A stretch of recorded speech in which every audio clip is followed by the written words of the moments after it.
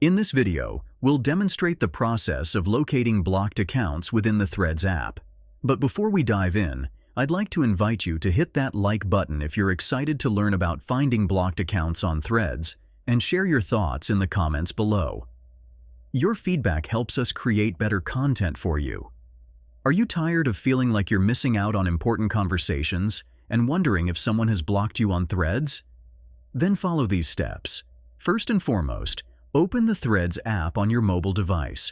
Once you're inside the app, navigate to your Threads profile, which you can find easily.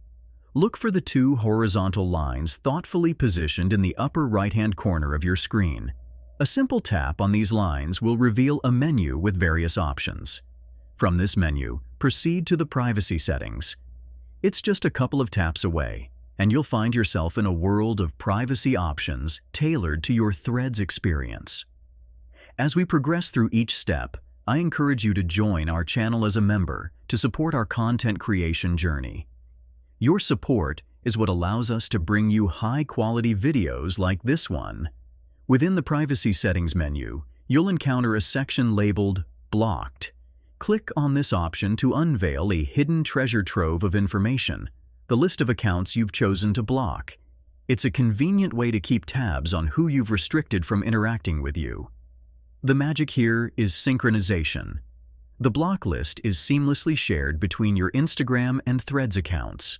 This means that when you block someone on Instagram, they are automatically blocked on Threads, and vice versa. It's a fantastic feature that streamlines your control over your social media interactions. And there you have it, folks. If you found this video helpful, please take a moment to like, comment, and subscribe with notifications. Your likes and comments inspire us to create more content like this, and subscribing ensures you won't miss our future tutorials. You can find more tutorials and resources at our website, MediaMagnetGuide.com. Stay tuned for more exciting tutorials and tips coming your way.